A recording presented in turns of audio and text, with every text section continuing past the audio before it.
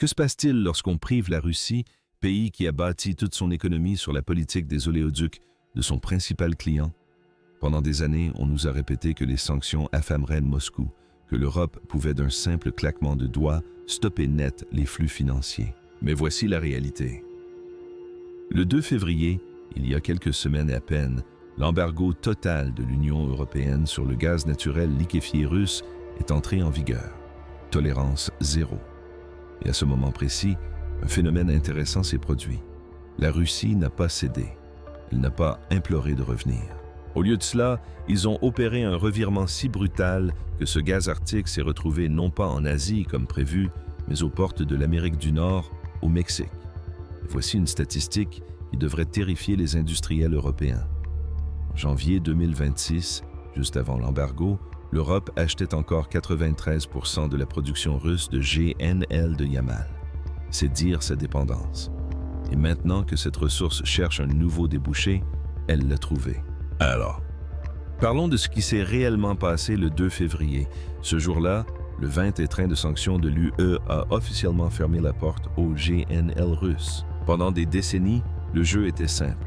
La Russie construisait des oléoducs vers l'ouest, l'Europe payait, et chacun faisait comme si la géopolitique n'avait aucune incidence sur ses factures de chauffage. Mais la guerre change la donne, et cette interdiction était censée être le coup de grâce. Le problème, c'est qu'on ne peut pas simplement couper les vivres à une superpuissance des ressources et s'attendre à ce qu'elle reste les bras croisés. La Russie possède du gaz, et en grande quantité. Plus précisément, elle dispose du projet Arctic LNG2, situé sur la péninsule de Yamal, l'une des plus importantes réserves de gaz de la planète. Pendant des mois, l'opinion générale était qu'elle ne pouvait pas l'exporter faute de navires. Les sanctions occidentales l'empêchaient d'acheter les méthaniers brise-glace, spécialisés nécessaires pour naviguer dans les glaces arctiques. Mais voici ce qui s'est passé fin 2025 et qui a tout changé. La Russie a achevé la construction de ses propres navires. Le premier pétrolier brise-glace de classe Arcsept de fabrication russe, l'Alexei Kosygin, a été mis en service et, en janvier 2026, il a commencé à extraire du gaz de l'Arctique. Permettez-moi d'expliquer l'importance de ces navires, car c'est là que la géographie prend tout son sens. La péninsule de Yamal se situe au-delà du cercle polaire arctique. Il est complètement gelé pendant la majeure partie de l'année. Il est impossible d'envoyer un méthanier classique dans ces eaux glacées. La glace écraserait sa coque comme une canette. Pendant des années, la Russie s'est donc appuyée sur une flotte de méthaniers spéciaux de classe Arcsept, construits en Corée du Sud avec des technologies occidentales. Avec l'instauration des sanctions, ces navires ont cessé leurs opérations. La Russie s'est retrouvée bloquée. Elle disposait du gaz, mais aucun moyen de l'évacuer. Tel était le discours officiel. Mais voici ce qui s'est passé discrètement. La Russie a optimisé l'utilisation de sa flotte existante. Les navires qui effectuaient 6 ou 7 voyages par an en font désormais 10 ou 11 sans interruption. Et surtout, elle a mis au point une technique appelée transbordement de navire à navire. Il charge le gaz sur un plus petit pétrolier brise-glace à l'intérieur de l'Arctique. Ce navire se fraye un chemin à travers la banquise jusqu'à la haute mer, puis transfère sa cargaison sur un pétrolier conventionnel qui attend dans des eaux plus chaudes. C'est plus lent, certes, et plus coûteux, mais ça fonctionne et cela permet au gaz de continuer à circuler. C'est là que le Mexique entre en scène. Et il est essentiel de comprendre la position du Mexique actuellement, car elle explique le bon fonctionnement de cet accord. Le Mexique dépend du gaz naturel. Il alimente ses usines, ses centres de production et son économie d'exportation. Et actuellement, environ 70% de ce gaz provient des États-Unis par gazoduc. Cela paraît pratique, et ça l'est, jusqu'à ce que ça ne le soit plus. Car si les États-Unis décidaient un jour d'actionner ce levier pour des raisons politiques, en cas de différende commerciale ou de rupture diplomatique, l'industrie mexicaine serait paralysée. Les chaînes de montage s'arrêteraient. C'est une vulnérabilité. Et la Russie est intervenue en proposant une alternative. Non seulement du gaz, mais du gaz livré par bateau directement au port mexicain. Diversification. L'effet de levier. Une seconde option pour un pays qui cherche à se positionner comme le prochain grand pôle industriel. Cette offre est difficile à refuser, surtout lorsqu'elle s'accompagne d'un partenariat plus approfondi qui va bien au-delà du simple achat de carburant. C'est là que cet accord cesse d'être un simple contrat gazier et prend l'allure d'une véritable alliance, car la Russie ne se contente pas de décharger des méthaniers et de repartir. Elle cherche à construire quelque chose de durable.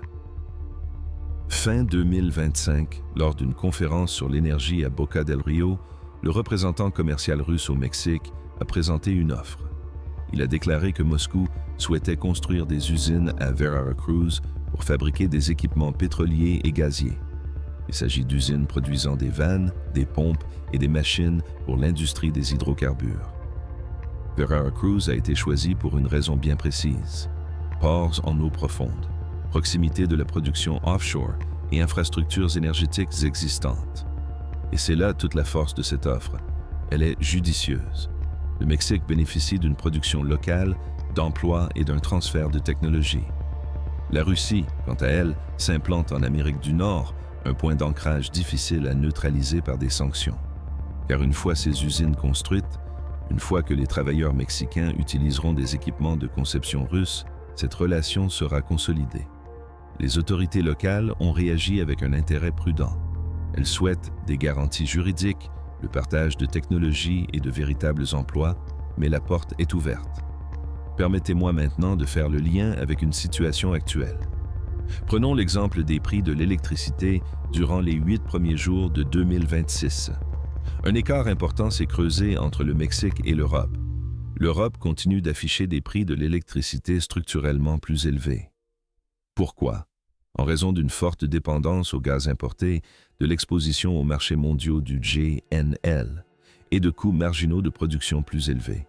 Le Mexique, quant à lui, bénéficie de coûts d'électricité nettement inférieurs, d'un gazoduc moins cher en provenance des États-Unis, de coûts des combustibles plus stables et d'une volatilité moindre. En clair, si vous gérez une usine énergivore, le Mexique devient la solution la plus judicieuse. Et maintenant, la Russie entre en scène, diversifiant encore davantage les sources d'approvisionnement. Les fabricants européens concurrencent directement les usines mexicaines dans des secteurs comme l'automobile et l'aérospatial, et ce, malgré des coûts énergétiques plus élevés et une anxiété constante quant à l'approvisionnement. Ce n'est pas une théorie, c'est la réalité. L'écart concurrentiel se creuse. Voilà le casse-tête pour Washington, et il est de taille. Le 11 février, il y a à peine 2 semaines, le député Michael McCaul a présenté le Drop Act. L'objectif est simple, tarir les revenus énergétiques russes, forcer chaque nation à choisir entre commercer avec le monde libre ou financer Moscou.